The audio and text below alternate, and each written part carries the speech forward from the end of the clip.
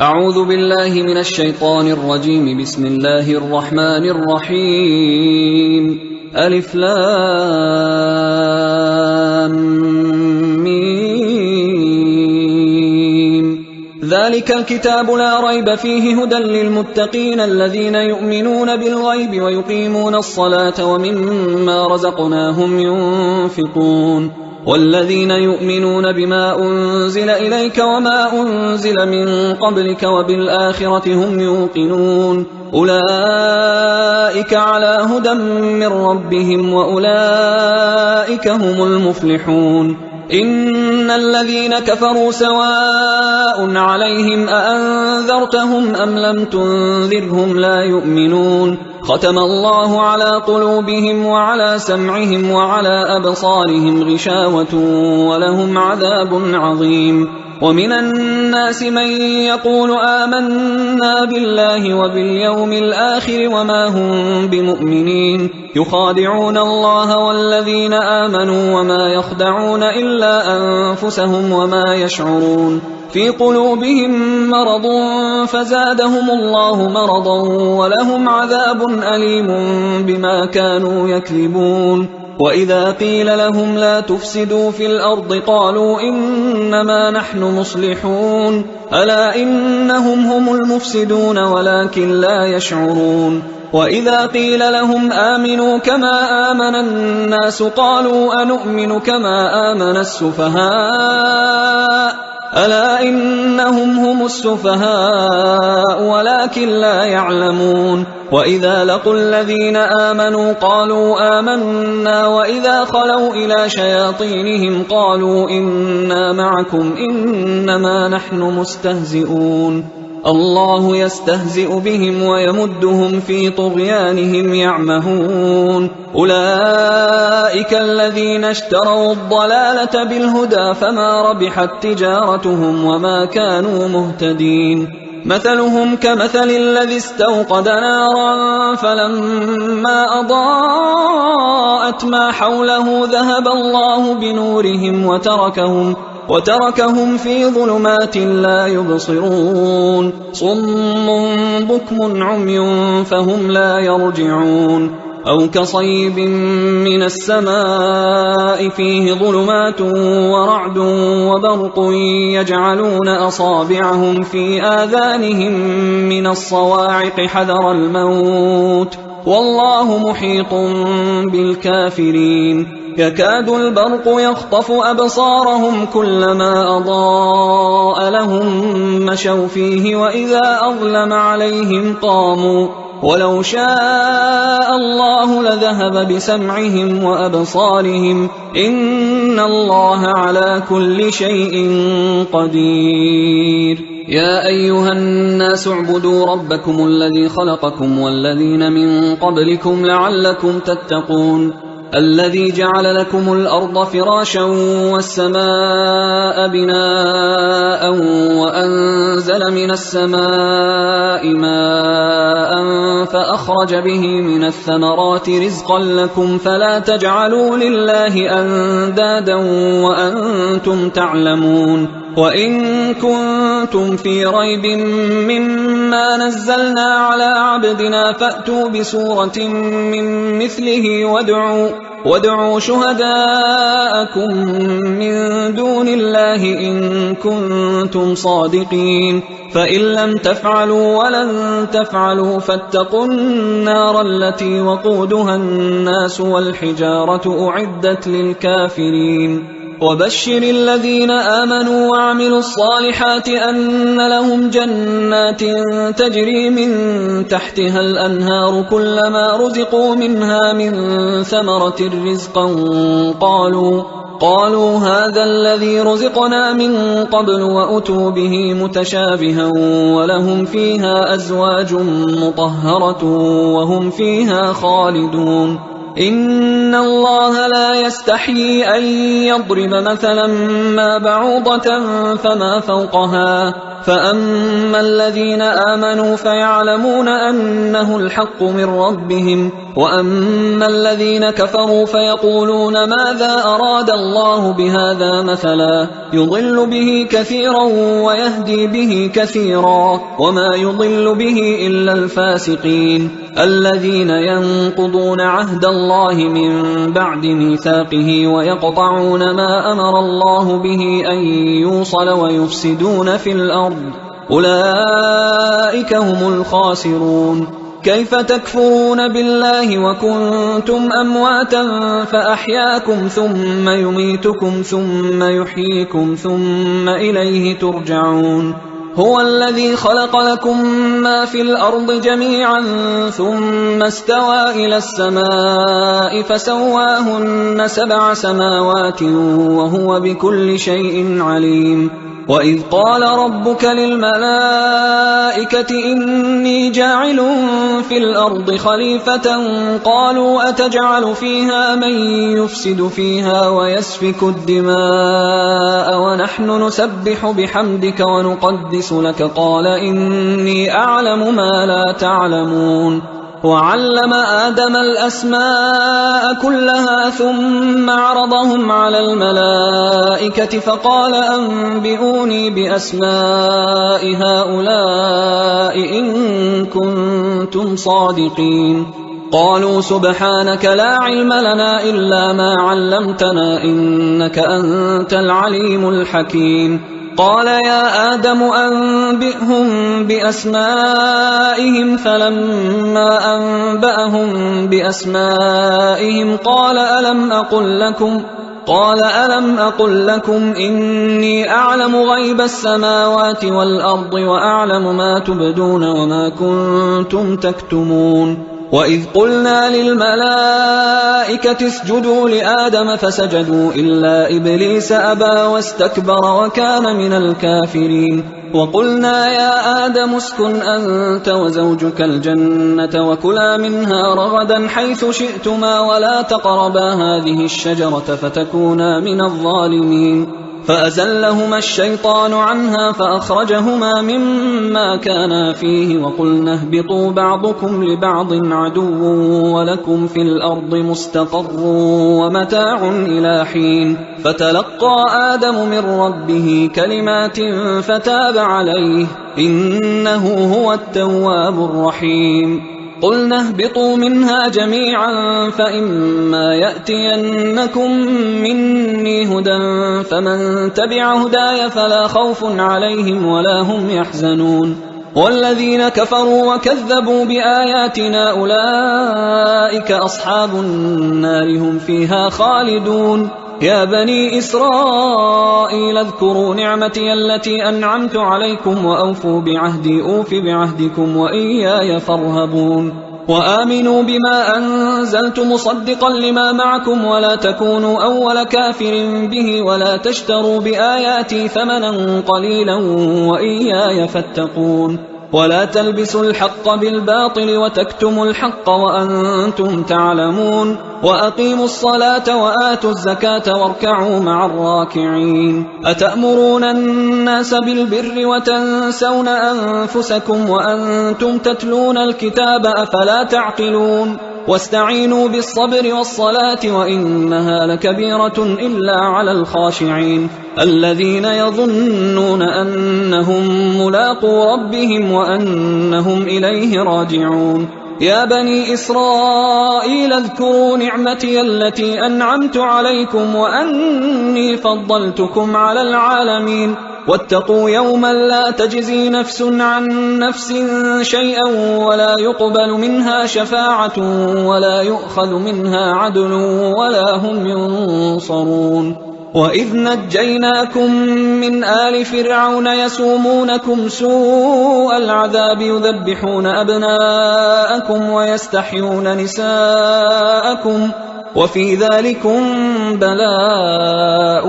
من ربكم عظيم وإذ فرقنا بكم البحر فأنجيناكم وأغرقنا آل فرعون وأنتم تنظرون وإذ واعدنا موسى 40 ليلة ثم اتخذتم العجل من بعده وأنتم ظالمون ثم عفونا عنكم من بعد ذلك لعلكم تشكرون وإذ آتينا موسى الكتاب والفرقان لعلكم تهتدون وإذ قال موسى لقومه يا قوم إنكم ظلمتم أنفسكم باتخاذكم العجل فتوبوا إلى بارئكم فاقتلوا أنفسكم ذلكم خير لكم عند بارئكم فتاب عليكم إنه هو التواب الرحيم وإذ قلتم يا موسى لن نؤمن لك حتى نرى الله جهرة فأخذتكم الصاعقة وأنتم تنظرون ثم بعثناكم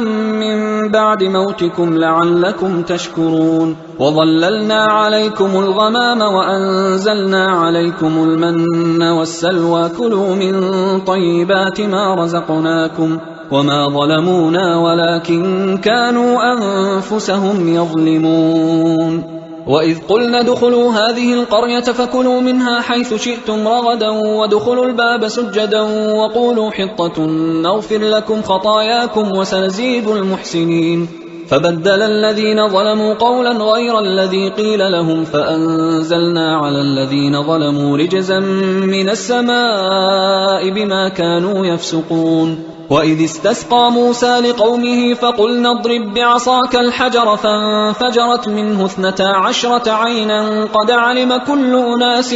مشربهم كلوا واشربوا من رزق الله ولا تعثوا في الأرض مفسدين وإذ قلتم يا موسى لن نصبر على طعام واحد فادع لنا ربك يخرج لنا مما تنبت الأرض من بقلها وقثائها وفومها وعدسها وبصلها قال أتستبدلون الذي هو أدنى بالذي هو خير اهبطوا مصرا فإن لكم ما سألتم وضربت عليهم الذلة والمسكنة وباءوا بغضب من الله ذلك بأنهم كانوا يكفرون بآيات الله ويقتلون النبيين بغير الحق ذلك بما عصوا وكانوا يعتدون إن الذين آمنوا والذين هادوا والنصارى والصابئين من آمن بالله واليوم الآخر وعمل صالحا فلهم أجرهم عند ربهم ولا خوف عليهم ولا هم يحزنون وإذ أخذنا ميثاقكم ورفعنا فوقكم الطور خذوا ما آتيناكم بقوة واذكروا ما فيه لعلكم تتقون ثم توليتم من بعد ذلك فلولا فضل الله عليكم ورحمته لكنتم من الخاسرين ولقد علمتم الذين اعتدوا منكم في السبت فقلنا لهم كونوا قردة خاسئين فجعلناها نكالا لما بين يديها وما خلفها وموعظة للمتقين وإذ قال موسى لقومه إن الله يأمركم أن تذبحوا بقرة قالوا أتتخذنا هزوا قال أعوذ بالله أن أكون من الجاهلين قالوا ادع لنا ربك يبين لنا ما هي قال إنه يقول إنها بقرة لا فارض ولا بكر عوان بين ذلك فافعلوا ما تؤمرون قالوا ادع لنا ربك يبين لنا ما لونها قال إنه يقول إنها بقرة صفراء فاقع لونها تسر الناظرين قالوا ادع لنا ربك يبين لنا ما هي إن البقرة شابه علينا وإنا إن شاء الله لمهتدون قال إنه يقول إنها بقرة لا ذلول تثير الأرض ولا تسقي الحرث مسلمة لا شية فيها قالوا الآن جئت بالحق فذبحوها وما كادوا يفعلون وإذ قتلتم نفسا فادارأتم فيها والله مخرج ما كنتم تكتمون فقلنا اضربوه ببعضها كذلك يحيي الله الموتى ويريكم آياته لعلكم تعقلون ثم قست قلوبكم من بعد ذلك فهي كالحجارة أو أشد قسوة وإن من الحجارة لما يتفجر منه الأنهار وإن منها لما يشقق فيخرج منه الماء وإن منها لما يهبط من خشية الله وما الله بغافل عما تعملون أفتطمعون أن يؤمنوا لكم وقد كان فريق منهم يسمعون كلام الله ثم يحرفونه من بعد ما عقلوه وهم يعلمون وإذا لقوا الذين آمنوا قالوا آمنا وإذا خلا بعضهم إلى بعض قالوا أتحدثونهم بما فتح الله عليكم ليحاجوكم به عند ربكم أفلا تعقلون أولا يعلمون أن الله يعلم ما يسرون وما يعلنون ومنهم أميون لا يعلمون الكتاب إلا أماني وإنهم إلا يظنون فويل للذين يكتبون الكتاب بأيديهم ثم يقولون هذا من عند الله ليشتروا به ثمنا قليلا فويل لهم مما كتبت أيديهم وويل لهم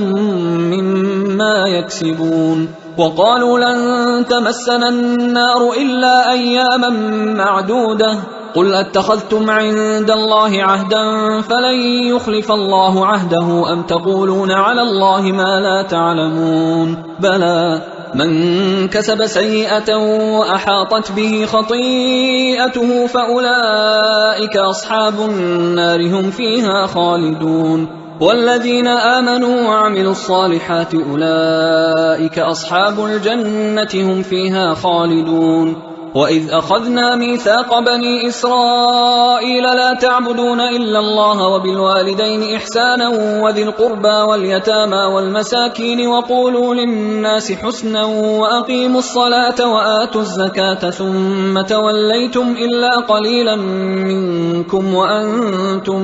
معرضون وإذ أخذنا ميثاقكم لا تسفكون دماءكم ولا تخرجون أنفسكم من دياركم ثم أقررتم وأنتم تشهدون ثم أنتم هؤلاء تقتلون أنفسكم وتخرجون فريقا منكم من ديارهم تظاهرون عليهم بالإثم والعدوان وإن يأتوكم أسارى تفادوهم وهو محرم عليكم إخراجهم أفتؤمنون ببعض الكتاب وتكفرون ببعض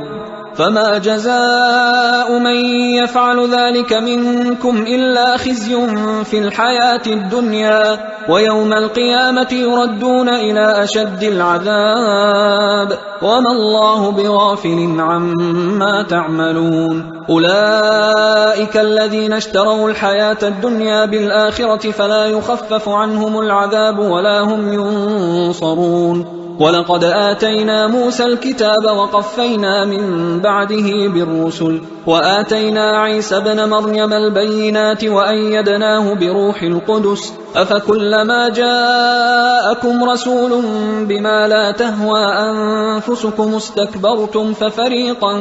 كذبتم وفريقا تقتلون وقالوا قلوبنا غلف بل لعنهم الله بكفرهم فقليلا ما يؤمنون ولما جاءهم كتاب من عند الله مصدق لما معهم وكانوا من قبل يستفتحون على الذين كفروا فلما جاءهم ما عرفوا كفروا به فلعنة الله على الكافرين بئس ما اشتروا به أنفسهم أن يكفروا بما أنزل الله بغيا أن ينزل الله من فضله على من يشاء من عباده فباءوا بغضب على غضب وللكافرين عذاب مهين وإذا قيل لهم آمنوا بما أنزل الله قالوا نؤمن بما أنزل علينا ويكفرون بما وراءه وهو الحق مصدقا لما معهم قل فلم تقتلون أنبياء الله من قبل إن كنتم مؤمنين ولقد جاءكم موسى بالبينات ثم اتخذتم العجل من بعده وأنتم ظالمون وإذ أخذنا ميثاقكم ورفعنا فوقكم الطور خذوا ما آتيناكم بقوة واسمعوا قالوا سمعنا وعصينا وأشربوا في قلوبهم العجل بكفرهم قل بئس ما يأمركم به إيمانكم إن كنتم مؤمنين قل إن كانت لكم الدار الآخرة عند الله خالصة من دون الناس فتمنوا الموت إن كنتم صادقين ولن يتمنوه أبدا بما قدمت أيديهم والله عليم بالظالمين ولتجدنهم أحرص الناس على حياة ومن الذين أشركوا يود أحدهم لو يعمر 1000 سنة وما هو بمزحزحه من العذاب أن يعمر والله بصير بما يعملون قل من كان عدوا لجبريل فإنه نزله على قلبك بإذن الله مصدقا لما بين يديه وهدى وبشرى للمؤمنين من كان عدوا لله وملائكته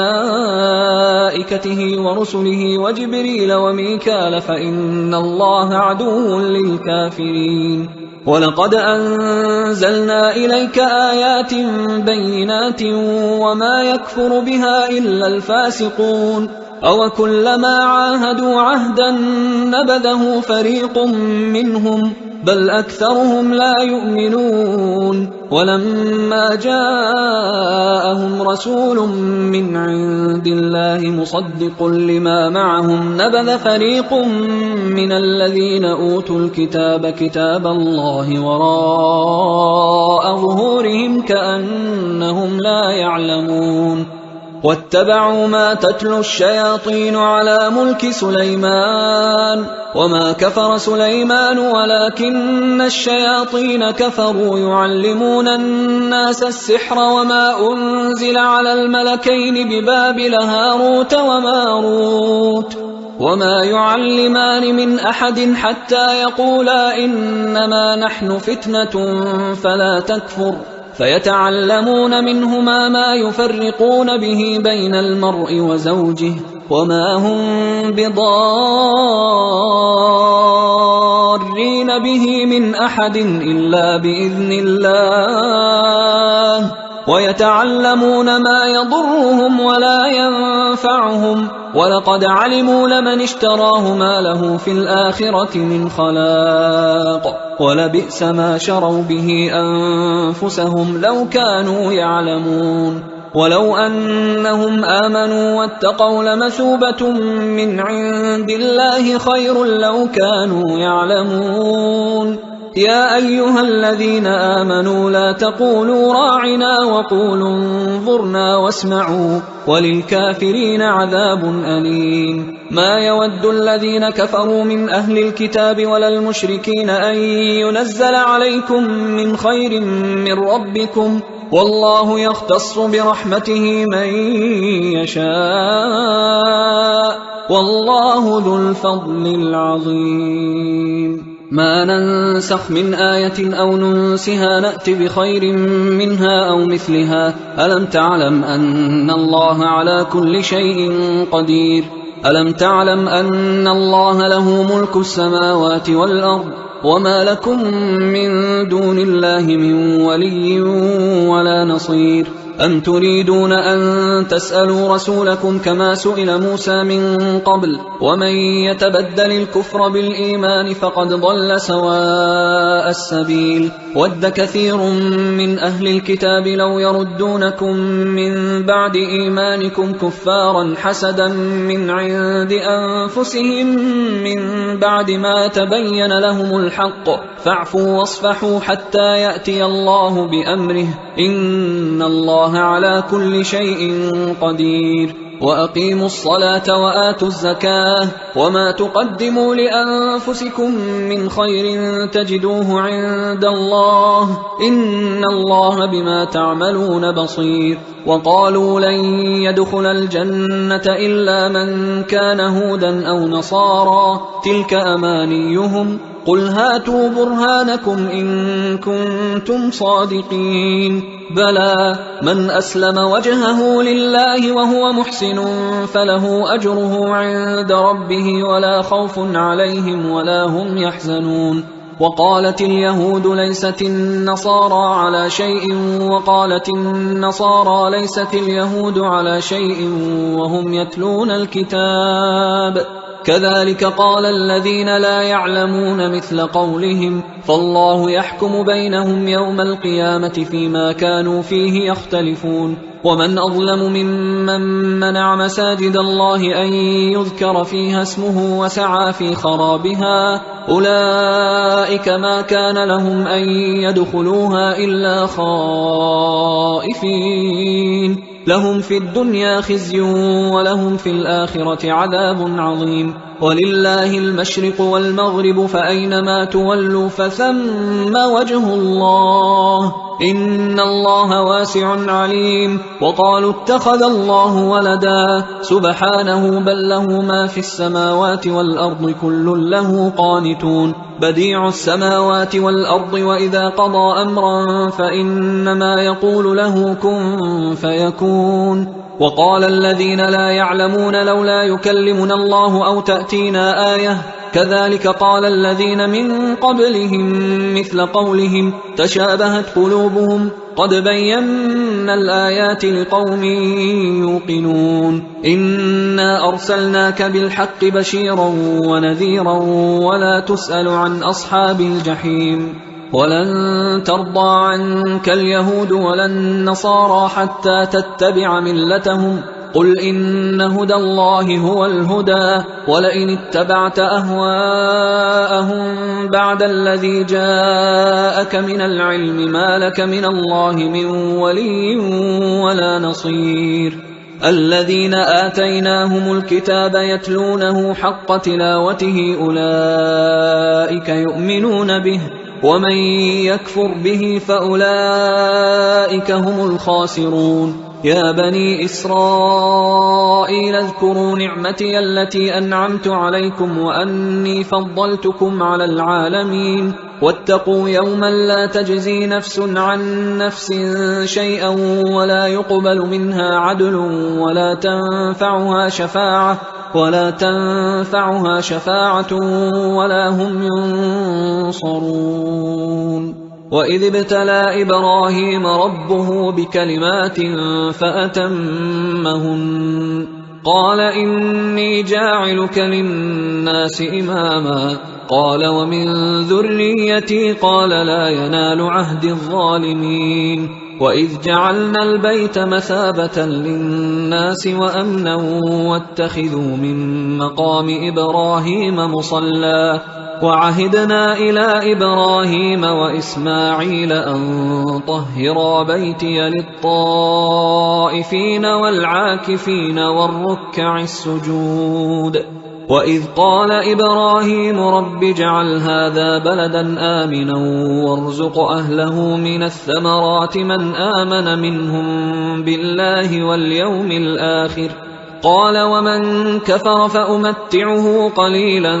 ثم أضطره إلى عذاب النار وبئس المصير. وإذ يرفع إبراهيم القواعد من البيت وإسماعيل ربنا تقبل منا إنك أنت السميع العليم ربنا وجعلنا مسلمين لك ومن ذريتنا أمة مسلمة لك وأرنا مناسكنا وتب علينا إنك أنت التواب الرحيم. ربنا وبعث فيهم رسولا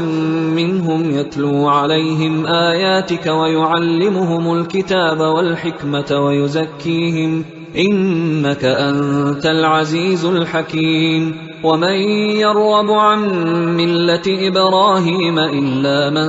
سفه نفسه ولقد اصطفيناه في الدنيا وإنه في الآخرة لمن الصالحين إذ قال له ربه أسلم قال أسلمت لرب العالمين ووصى بها إبراهيم بنيه ويعقوب يا بني إن الله اصطفى لكم الدين فلا تموتن إلا وأنتم مسلمون أم كنتم شهداء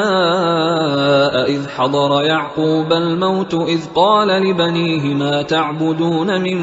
بعدي قالوا نعبد إلهك وإله آبائك إبراهيم وإسماعيل وإسحاق إلها واحدا ونحن له مسلمون تلك أمة قد خلت لها ما كسبت ولكم ما كسبتم ولا تسألون عما كانوا يعملون وقالوا كونوا هودا أو نصارى تهتدوا قل بل ملة إبراهيم حنيفا وما كان من المشركين قولوا آمنا بالله وما أنزل إلينا وما أنزل إلى إبراهيم وإسماعيل وإسحاق ويعقوب والأسباط وما أوتي موسى وعيسى وما أوتي النبيون من ربهم لا نفرق بين أحد منهم ونحن له مسلمون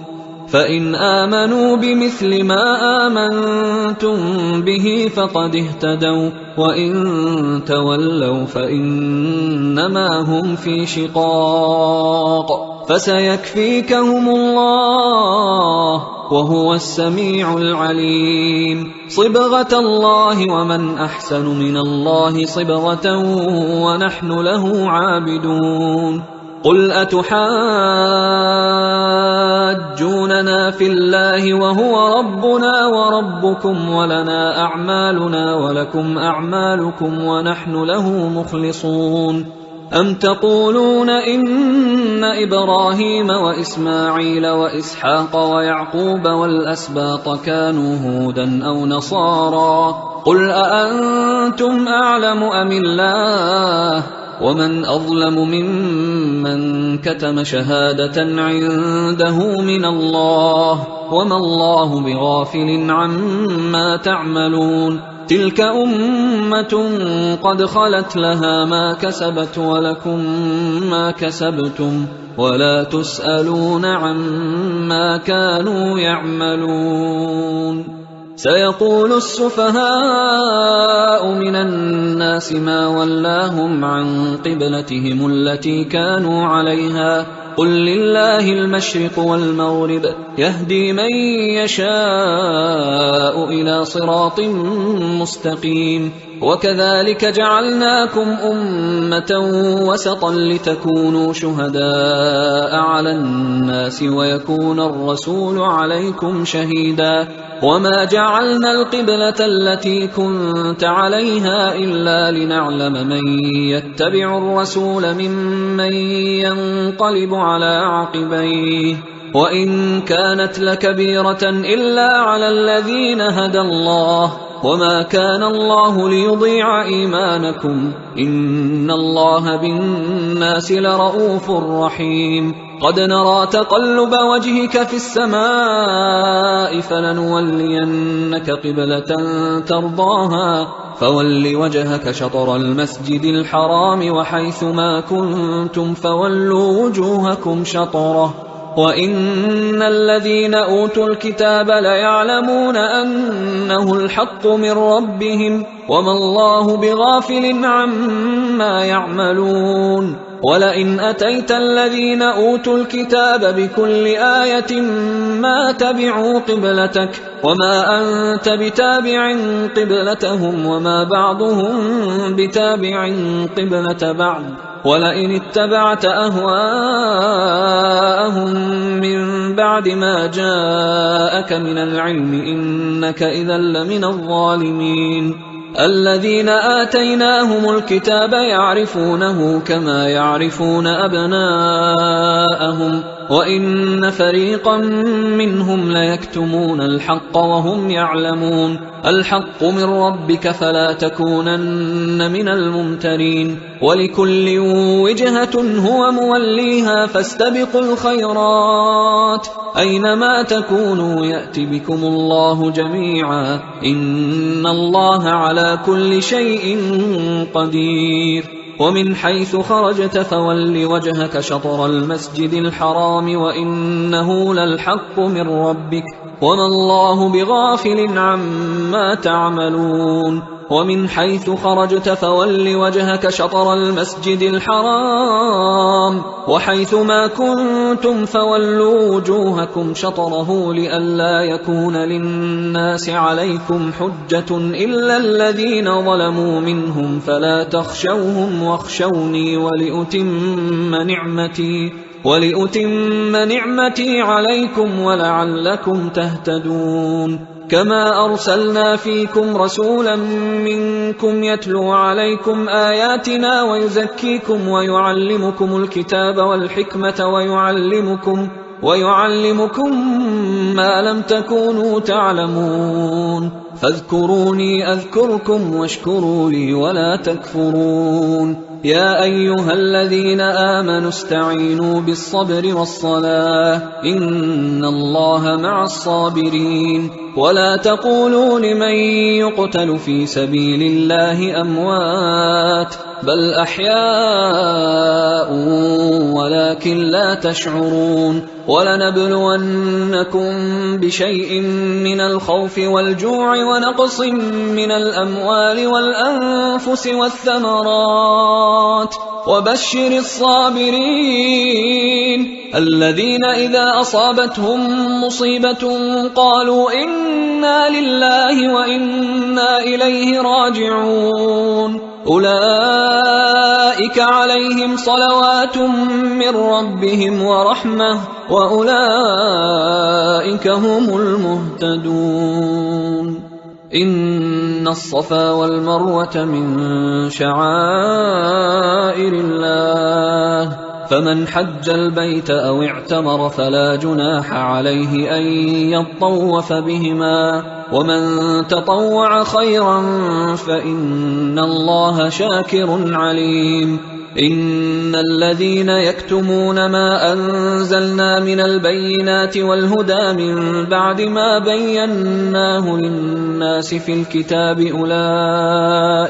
أولئك يلعنهم الله ويلعنهم اللاعنون إلا الذين تابوا وأصلحوا وبينوا فأولئك أتوب عليهم وأنا التواب الرحيم إن الذين كفروا وماتوا وهم كفار أولئك عليهم لعنة الله والملائكة والناس أجمعين خالدين فيها لا يخفف عنهم العذاب ولا هم ينظرون وإلهكم إله واحد لا إله إلا هو الرحمن الرحيم إن في خلق السماوات والأرض واختلاف الليل والنهار والفلك التي تجري في البحر بما ينفع الناس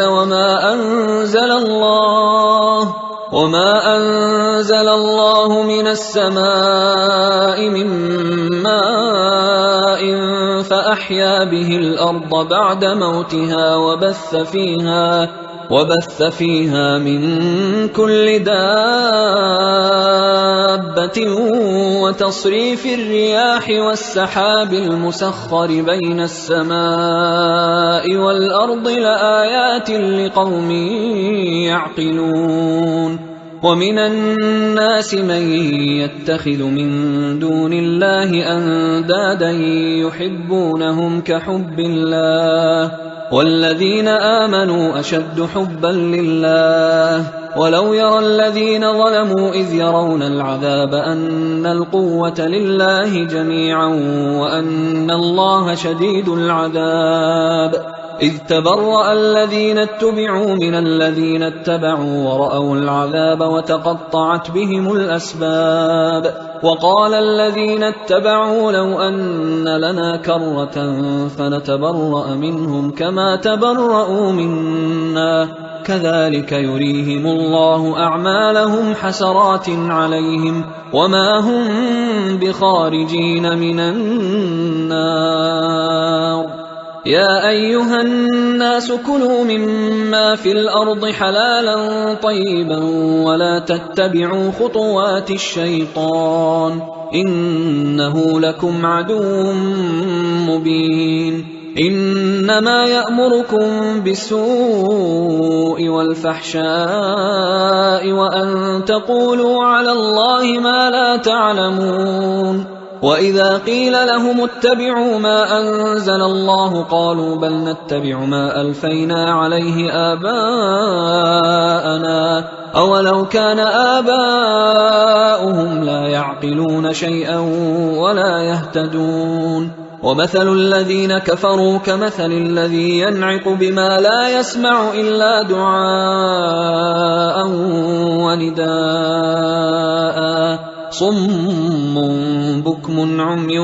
فهم لا يعقلون يا أيها الذين آمنوا كلوا من طيبات ما رزقناكم واشكروا لله إن كنتم إياه تعبدون إنما حرم عليكم الميتة والدم ولحم الخنزير وما أهل به لغير الله فمن اضطر غير باغ ولا عاد فلا إثم عليه إن الله غفور رحيم إن الذين يكتمون ما أنزل الله من الكتاب ويشترون به ثمنا قليلا أولئك ما يأكلون في بطونهم إلا النار ولا يكلمهم الله يوم القيامة ولا يزكيهم ولهم عذاب أليم أولئك الذين اشتروا الضلالة بالهدى والعذاب بالمغفرة فما أصبرهم على النار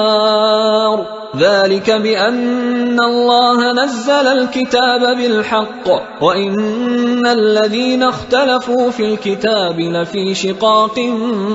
بعيد ليس البر أن تولوا وجوهكم قبل المشرق والمغرب ولكن البر من آمن بالله واليوم الآخر والملائكة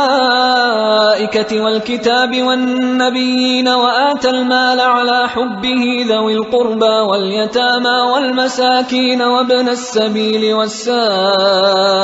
وفي الرقاب وأقام الصلاة وآتى الزكاة والموفون بعهدهم إذا عاهدوا والصابرين في البأساء والضراء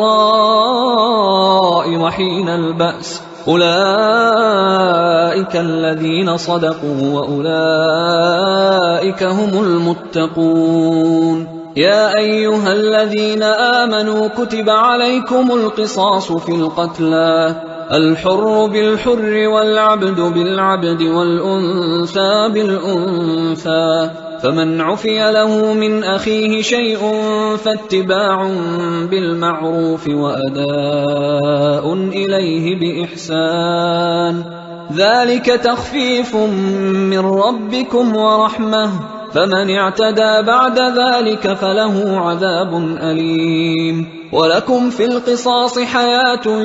يا أولي الألباب لعلكم تتقون كتب عليكم إذا حضر أحدكم الموت إن ترك خيرا الوصية للوالدين والأقربين بالمعروف حقا على المتقين فمن بدله بعدما سمعه فإنما إثمه على الذين يبدلونه إن الله سميع عليم فمن خاف من موص جنفا أو إثما فأصلح بينهم فلا إثم عليه إن الله غفور رحيم.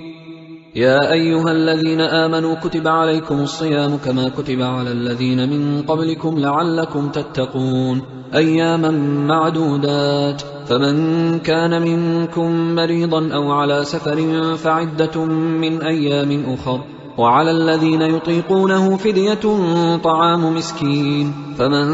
تطوع خيرا فهو خير له، وأن تصوموا خير لكم إن كنتم تعلمون. شهر رمضان الذي أنزل فيه القرآن هدى للناس وبينات من الهدى والفرقان، فمن شهد منكم الشهر فليصمه، ومن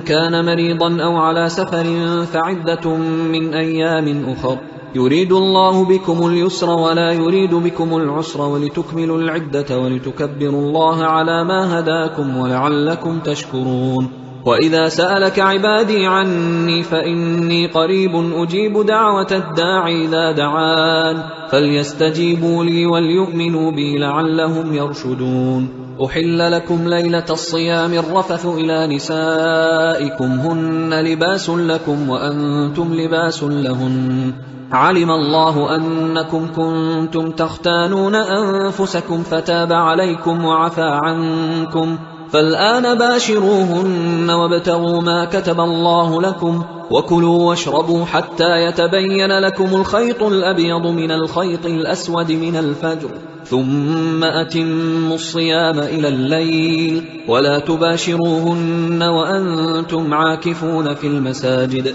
تلك حدود الله فلا تقربوها، كذلك يبين الله آياته للناس لعلهم يتقون. ولا تأكلوا أموالكم بينكم بالباطل وتدلوا بها إلى الحكام لتأكلوا فريقا من أموال الناس بالإثم وأنتم تعلمون. يسألونك عن الأهلة قل هي مواقيت للناس والحج، وليس البر بأن تأتوا البيوت من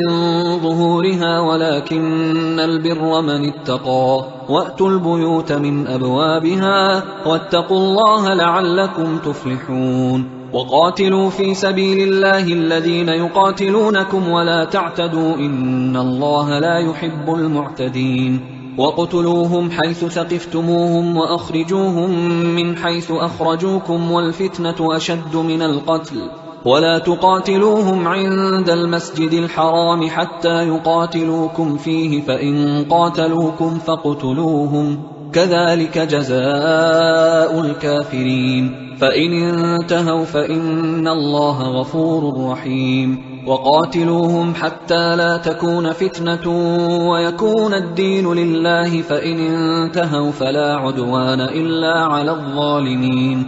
الشهر الحرام بالشهر الحرام والحرمات قصاص، فمن اعتدى عليكم فاعتدوا عليه بمثل ما اعتدى عليكم، واتقوا الله واعلموا أن الله مع المتقين. وأنفقوا في سبيل الله ولا تلقوا بأيديكم إلى التهلكة وأحسنوا إن الله يحب المحسنين. وأتموا الحج والعمرة لله، فإن أحصرتم فما استيسر من الهدي، ولا تحلقوا رؤوسكم حتى يبلغ الهدي محله، فمن كان منكم مريضا أو به أذى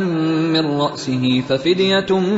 من صيام أو صدقة أو نسك، فإذا أمنتم فمن تمتع بالعمرة إلى الحج فما استيسر من الهدي، فمن لم يجد فصيام 3 أيام في الحج و7 إذا رجعتم، تلك 10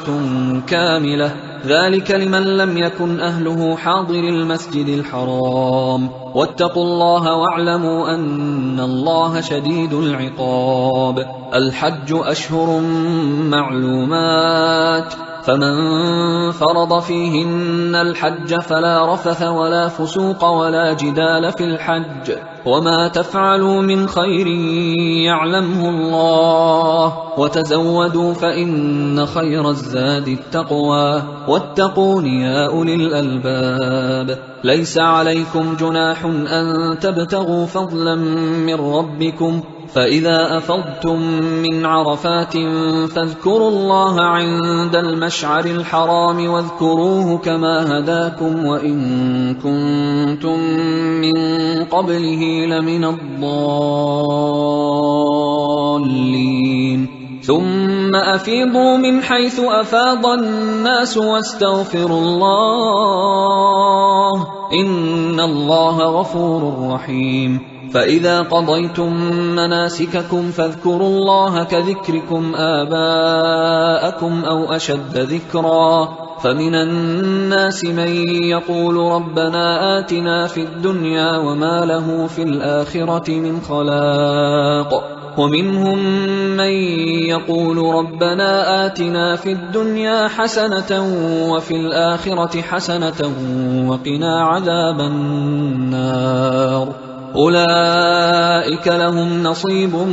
مما كسبوا والله سريع الحساب واذكروا الله في أيام معدودات فمن تعجل في يومين فلا إثم عليه ومن تأخر فلا إثم عليه لمن اتقى واتقوا الله واعلموا أنكم إليه تحشرون ومن الناس من يعجبك قوله في الحياة الدنيا ويشهد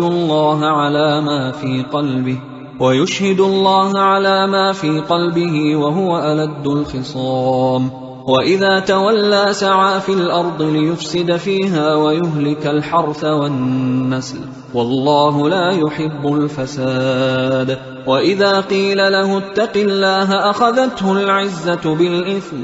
فحسبه جهنم ولبئس المهاد ومن الناس من يشري نفسه ابتغاء مرضات الله والله رؤوف بالعباد يا أيها الذين آمنوا ادخلوا في السلم كافة ولا تتبعوا خطوات الشيطان إنه لكم عدو مبين فإن زللتم من بعد ما جاءتكم البينات فاعلموا أن الله عزيز حكيم هل ينظرون إلا أن يأتيهم الله في ظلل من الغمام والملائكة وقضي الأمر وإلى الله ترجع الأمور سل بني إسرائيل كم آتيناهم من آية بينة ومن يبدل نعمة الله من بعد ما جاءته فإن الله شديد العقاب زين للذين كفروا الحياة الدنيا ويسخرون من الذين آمنوا والذين اتقوا فوقهم يوم القيامة والله يرزق من يشاء بغير حساب كان الناس أمة واحدة فبعث الله النبيين مبشرين ومنذرين وأنزل معهم الكتاب بالحق ليحكم بين الناس فيما اختلفوا فيه وما اختلف فيه إلا الذين أوتوه من بعد ما جاءتهم البينات بغيا بينهم فهدى الله الذين آمنوا لما اختلفوا فيه من الحق بإذنه والله يهدي من يشاء إلى صراط مستقيم أم حسبتم أن تدخلوا الجنة ولما يأتكم مثل الذين خلوا من قبلكم مستهم البأساء والضراء وزلزلوا حتى يقول الرسول والذين آمنوا معه متى نصر الله ألا إن نصر الله قريب يسألونك ماذا ينفقون قل ما أنفقتم من خير فللوالدين والأقربين واليتامى والمساكين وابن السبيل وما تفعلوا من خير فإن الله به عليم كتب عليكم القتال وهو كره لكم وعسى أن تكرهوا شيئا وهو خير لكم وعسى أن تحبوا شيئا وهو شر لكم والله يعلم وأنتم لا تعلمون يسألونك عن الشهر الحرام قتال فيه قل قتال فيه كبير وصد عن سبيل الله وكفر به والمسجد الحرام وإخراج أهله منه أكبر عند الله والفتنة أكبر من القتل ولا يزالون يقاتلونكم حتى يردوكم عن دينكم إن استطاعوا ومن يرتدد منكم عن دينه فيمت وهو كافر فأولئك حبطت أعمالهم في الدنيا والآخرة وأولئك أصحاب النار هم فيها خالدون إن الذين آمنوا والذين هاجروا وجاهدوا في سبيل الله أولئك يرجون رحمة الله والله غفور رحيم يسألونك عن الخمر والميسر قل فيهما إثم كبير ومنافع للناس وإثمهما أكبر من نفعهما ويسألونك ماذا ينفقون قل العفو كذلك يبين الله لكم الآيات لعلكم تتفكرون في الدنيا والآخرة ويسألونك عن اليتامى قل إصلاح لهم خير وإن تخالطوهم فإخوانكم والله يعلم المفسد من المصلح ولو شاء الله لأعنتكم إن الله عزيز حكيم ولا تنكحوا المشركات حتى يؤمنوا ولأمة مؤمنة خير من مشركة ولو أعجبتكم ولا تنكحوا المشركين حتى يؤمنوا ولعبد مؤمن خير من مشرك ولو أعجبكم أولئك يدعون إلى النار والله يدعو إلى الجنة والمغفرة بإذنه ويبين آياته للناس لعلهم يتذكرون ويسألونك عن المحيض قل هو أذى فاعتزلوا النساء في المحيض ولا تقربوهن حتى يطهرن فإذا تطهرن فأتوهن من حيث أمركم الله إن الله يحب التوابين ويحب المتطهرين نساؤكم حرث لكم فأتوا حرثكم أنى شئتم وقدموا لأنفسكم واتقوا الله واعلموا أنكم ملاقوه وبشر المؤمنين ولا تجعلوا الله عرضة لأيمانكم أن تبروا وتتقوا وتصلحوا بين الناس والله سميع عليم لا يؤاخذكم الله باللغو في أيمانكم ولكن يؤاخذكم بما كسبت قلوبكم والله غفور حليم للذين يؤلون من نسائهم تربص 4 أشهر فإن فاءوا فإن الله غفور رحيم وإن عزموا الطلاق فإن الله سميع عليم والمطلقات يتربصن بأنفسهن 3 قروء ولا يحل لهن أن يكتمن ما خلق الله في أرحامهن إن كن يؤمن بالله واليوم الآخر وبعولتهن أحق بردهن في ذلك إن أرادوا إصلاحا ولهن مثل الذي عليهن بالمعروف وللرجال عليهن درجة والله عزيز حكيم الطلاق 2 فإمساك بمعروف أو تسريح بإحسان ولا يحل لكم أن تأخذوا مما آتيتموهن شيئا إلا أن يخافا ألا يقيما حدود الله فإن خفتم ألا يقيما حدود الله فلا جناح عليهما فيما افتدت به، تلك حدود الله فلا تعتدوها، ومن يتعد حدود الله فأولئك هم الظالمون. فإن طلقها فلا تحل له من بعد حتى تنكح زوجا غيره، فإن طلقها فلا جناح عليهما أن يتراجعا إن ظنا أن يقيما حدود الله، وتلك حدود الله يبينها لقوم يعلمون. وإذا طلقتم النساء فبلغن أجلهن فأمسكوهن بمعروف أو سرحوهن بمعروف، ولا تمسكوهن ضرارا لتعتدوا، ومن يفعل ذلك فقد ظلم نفسه. ولا تتخذوا آيات الله هزوا، واذكروا نعمة الله عليكم وما أنزل عليكم من الكتاب والحكمة يعظكم به، واتقوا الله واعلموا أن الله بكل شيء عليم. وإذا طلقتم النساء فبلغن أجلهن فلا تعضلوهن أن ينكحن أزواجهن إذا تراضوا بينهم بالمعروف، ذلك يوعظ به من كان منكم يؤمن بالله واليوم الآخر، ذلكم أزكى لكم وأطهر، والله يعلم وأنتم لا تعلمون.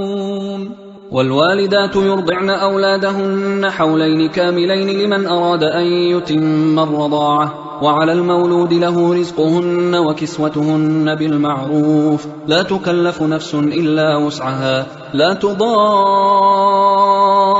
والدة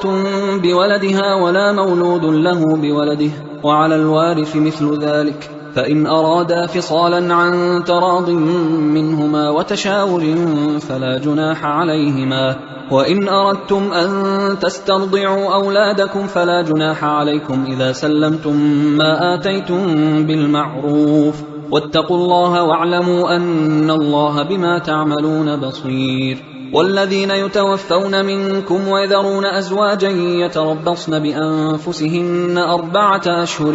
و10، فإذا بلغن أجلهن فلا جناح عليكم فيما فعلن في أنفسهن بالمعروف، والله بما تعملون خبير. ولا جناح عليكم فيما عرضتم به من خطبة النساء أو أكننتم في أنفسكم، علم الله أنكم ستذكرونهن ولكن لا تواعدوهن سرا إلا أن تقولوا قولا معروفا، ولا تعزموا عقدة النكاح حتى يبلغ الكتاب أجله، واعلموا أن الله يعلم ما في أنفسكم فاحذروه، واعلموا أن الله غفور حليم. لا جناح عليكم إن طلقتم النساء ما لم تمسوهن أو تفرضوا لهن فريضة، ومتعوهن على الموسع قدره وعلى المقتر قدره متاعا بالمعروف حقا على المحسنين. وإن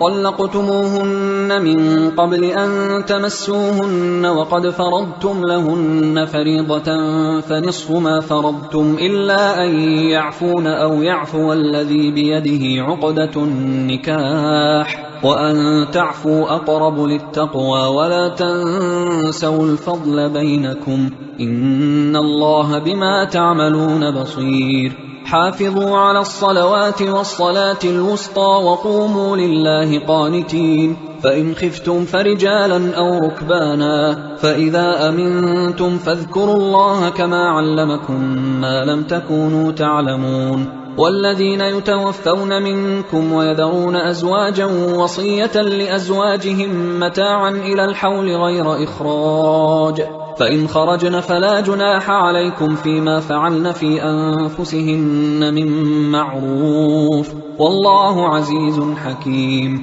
وللمطلقات متاع بالمعروف حقا على المتقين، كذلك يبين الله لكم آياته لعلكم تعقلون. ألم تر إلى الذين خرجوا من ديارهم وهم ألوف حذر الموت فقال لهم الله موتوا ثم أحياهم، إن الله لذو فضل على الناس ولكن أكثر الناس لا يشكرون. وقاتلوا في سبيل الله واعلموا أن الله سميع عليم. من ذا الذي يقرض الله قرضا حسنا فيضاعفه له أضعافا كثيرة، والله يقبض ويبسط وإليه ترجعون. ألم تر إلى الملأ من بني إسرائيل من بعد موسى إذ قالوا لنبي له مبعث لنا ملكا نقاتل في سبيل الله، قال هل عسيتم إن كتب عليكم القتال ألا تقاتلوا؟ قالوا وما لنا ألا نقاتل في سبيل الله وقد أخرجنا من ديارنا وأبنائنا، فلما كتب عليهم القتال تولوا إلا قليلا منهم، والله عليم بالظالمين. وقال لهم نبيهم إن الله قد بعث لكم طالوت ملكا، قالوا أنى يكون له الملك علينا ونحن أحق بالملك منه ولم يؤت سعة من المال، قال إن الله اصطفاه عليكم وزاده بسطة في العلم والجسم والله يؤتي ملكه من يشاء والله واسع عليم. وقال لهم نبيهم إن آية ملكه أن يأتيكم التابوت فيه سكينة من ربكم وبقية مما ترك آل موسى وآل هارون تحمله الملائكة، إن في ذلك لآية لكم إن كنتم مؤمنين. فلما فصل طالوت بالجنود قال إن الله مبتليكم بنهر فمن شرب منه فليس مني ومن لم يطعمه فإنه مني إلا من اغترف غرفة بيده، فشربوا منه إلا قليلا منهم. فلما جاوزه هو والذين آمنوا معه قالوا لا طاقة لنا اليوم بجالوت وجنوده. قال الذين يظنون أنهم ملاقوا الله كم من فئة قليلة غلبت فئة كثيرة بإذن الله والله مع الصابرين. ولما برزوا لجالوت وجنوده قالوا ربنا أفرغ علينا صبرا وثبت أقدامنا وانصرنا على القوم الكافرين، فهزموهم بإذن الله. وقتل داود جالوت وآتاه الله الملك والحكمة وعلمه مما يشاء، ولولا دفع الله الناس بعضهم ببعض لفسدت الأرض ولكن الله ذو فضل على العالمين. تلك آيات الله نتلوها عليك بالحق وإنك لمن المرسلين. تلك الرسل فضلنا بعضهم على بعض، منهم من كلم الله ورفع بعضهم درجات، وآتينا عيسى ابن مريم البينات وأيدناه بروح القدس، ولو شاء الله ما اقتتل الذين من بعدهم من بعد ما جاءتهم البينات ولكن اختلفوا فمنهم من آمن ومنهم من كفر، ولو شاء الله ما اقتتلوا ولكن الله يفعل ما يريد. يا أيها الذين آمنوا أنفقوا مما رزقناكم من قبل أن يأتي يوم لا بيع فيه ولا خلة ولا شفاعة والكافرون هم الظالمون. الله لا إله إلا هو الحي القيوم لا تأخذه سنة ولا نوم له ما في السماوات وما في الأرض من ذا الذي يشفع عنده إلا بإذنه يعلم ما بين أيديهم وما خلفهم ولا يحيطون بشيء من علمه إلا بما شاء وسع كرسيه السماوات والأرض ولا يؤوده حفظهما وهو العلي العظيم. لا إكراه في الدين قد تبين الرشد من الغي فمن يكفر بالطاغوت ويؤمن بالله فقد استمسك بالعروة الوثقى لا انفصام لها، والله سميع عليم. الله ولي الذين آمنوا يخرجهم من الظلمات إلى النور، والذين كفروا أولياؤهم الطاغوت يخرجونهم من النور إلى الظلمات، أولئك أصحاب النار هم فيها خالدون. ألم تر إلى الذي حاج إبراهيم في ربه أن آتاه الله الملك إذ قال إبراهيم ربي الذي يحيي ويميت قال أنا أحيي وأميت. قال إبراهيم فإن الله يأتي بالشمس من المشرق فأت بها من المغرب فبهت الذي كفر والله لا يهدي القوم الظالمين. أو كالذي مر على قرية وهي خاوية على عروشها قال أنى يحيي هذه الله بعد موتها فأماته الله 100 عام ثم بعثه قال كم لبثت؟ قال لبثت يوما أو بعض يوم. قال بل لبثت 100 عام فانظر إلى طعامك وشرابك لم يتسنه وانظر إلى حمارك ولنجعلك آية للناس وانظر إلى العظام كيف ننشزها ثم نكسوها لحما فلما تبين له قال أعلم أن الله على كل شيء قدير. وإذ قال إبراهيم رب أرني كيف تحيي الموتى قال أولم تؤمن قال بلى ولكن ليطمئن قلبي قال فخذ 4 من الطير فصرهن إليك ثم اجعل على كل جبل منهن جزءا ثم ادعهن يأتينك سعيا واعلم أن الله عزيز حكيم. مثل الذين ينفقون أموالهم في سبيل الله كمثل حبة أنبتت 7 سنابل في كل سنبلة 100 حبة والله يضاعف لمن يشاء والله واسع عليم. الذين ينفقون أموالهم في سبيل الله ثم لا يتبعون ما أنفقوا منا ولا أذى لهم أجرهم عند ربهم ولا خوف عليهم ولا هم يحزنون. قول معروف ومغفرة خير من صدقة يتبعها أذى والله غني حليم. يا أيها الذين آمنوا لا تبطلوا صدقاتكم بالمن والأذى كالذي ينفق ماله رئاء الناس ولا يؤمن بالله واليوم الآخر فمثله كمثل صفوان عليه تراب فأصابه وابل فتركه صلدا لا يقدرون على شيء مما كسبوا والله لا يهدي القوم الكافرين. ومثل الذين ينفقون أموالهم ابتغاء مرضات الله وتثبيتا من أنفسهم كمثل جنة بربوة أصابها وابل فآتت أكلها ضعفين فإن لم يصبها وابل فطل والله بما تعملون بصير. أيود أحدكم أن تكون له جنة من نخيل وأعناب تجري من تحتها الأنهار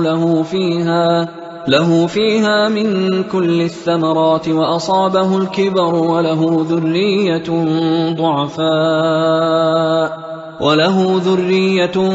ضعفاء فأصابها إعصار فيه نار فاحترقت كذلك يبين الله لكم الآيات لعلكم تتفكرون. يا أيها الذين آمنوا أنفقوا من طيبات ما كسبتم ومما أخرجنا لكم من الأرض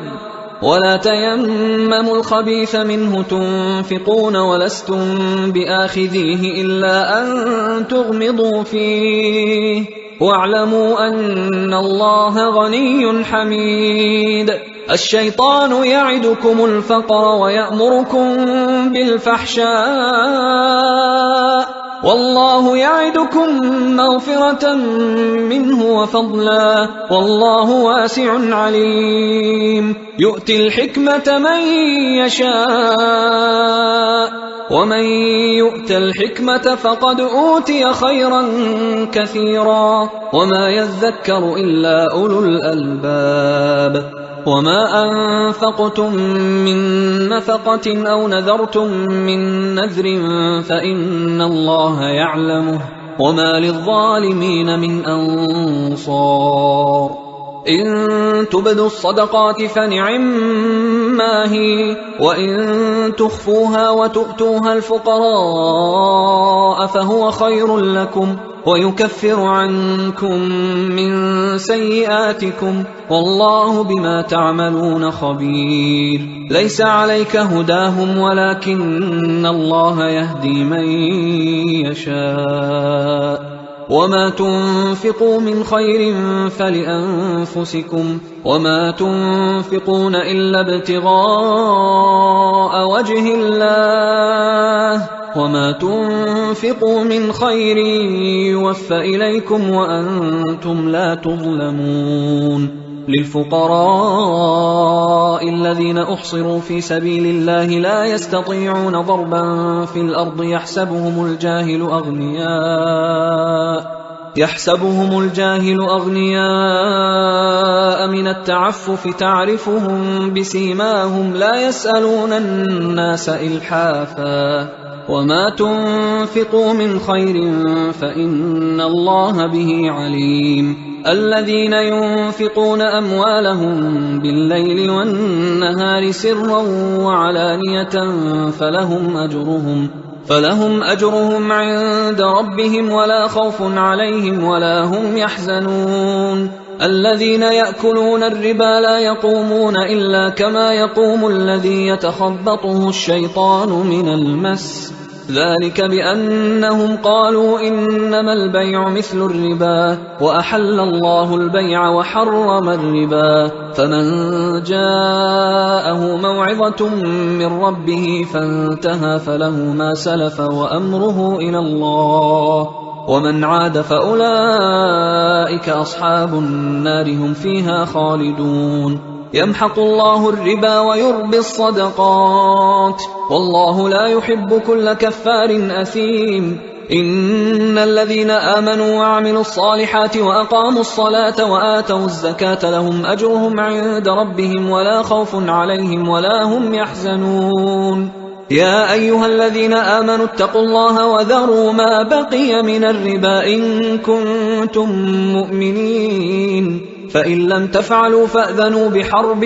من الله ورسوله وإن تبتم فلكم رؤوس أموالكم لا تظلمون ولا تظلمون وإن كان ذو عسرة فنظرة إلى ميسرة وأن تصدقوا خير لكم إن كنتم تعلمون واتقوا يوما ترجعون فيه إلى الله ثم توفى كل نفس ما كسبت وهم لا يظلمون يا أيها الذين آمنوا إذا تداينتم بدين إلى أجل مسمى فاكتبوه وليكتب بينكم كاتب بالعدل ولا يأب كاتب أن يكتب كما علمه الله فليكتب وليملل الذي عليه الحق وليتق الله ربه ولا يبخس منه شيئا فإن كان الذي عليه الحق سفيها أو ضعيفا أو لا يستطيع أن يمله فليملل وليه بالعدل واستشهدوا شهيدين من رجالكم فإن لم يكونا رجلين فرجل وامرأتان ممن ترضون من الشهداء أن تضل إحداهما فتذكر إحداهما الأخرى ولا يأبى الشهداء إذا ما دعوا ولا تسأموا أن تكتبوه صغيرا أو كبيرا إلى أجله ذلكم أقسط عند الله وأقوم للشهادة وأدنى ألا ترتابوا إلا أن تكون تجارة حاضرة تديرونها بينكم فليس عليكم جناح ألا تكتبوها، وأشهدوا إذا تبايعتم، ولا يضار كاتب ولا شهيد، وإن تفعلوا فإنه فسوق بكم، واتقوا الله ويعلمكم الله، والله بكل شيء عليم. وإن كنتم على سفر ولم تجدوا كاتبا فرهان مقبوضة،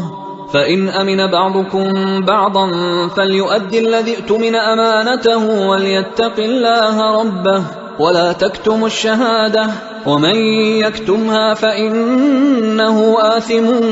قلبه، والله بما تعملون عليم. لله ما في السماوات وما في الأرض، وإن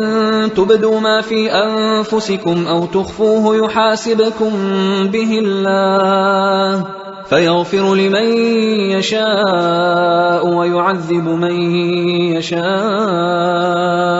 والله على كل شيء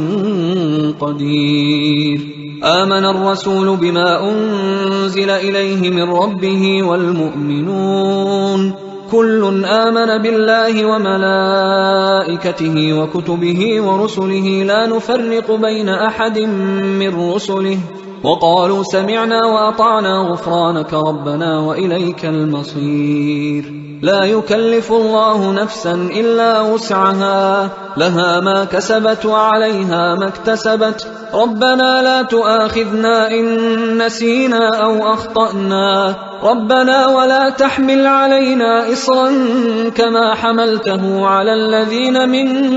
قبلنا، ربنا ولا تحملنا ما لا طاقة لنا به، واعف عنا واغفر لنا وارحمنا، أنت مولانا فانصرنا على القوم الكافرين.